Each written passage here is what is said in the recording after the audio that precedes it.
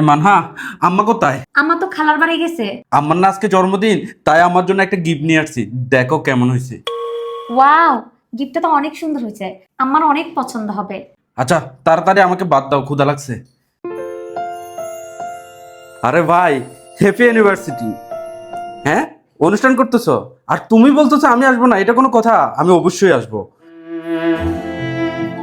তোমার সবকিছুরই তারিখ মনে থাকে তাই না? হ্যাঁ অবশ্যই, কেন মনে থাকবে না? আমার জীবনে ওদের অনেক অবদান আছে, আমি চাইলে ওরা আমার জন্য জানও দিয়ে দিতে পারে।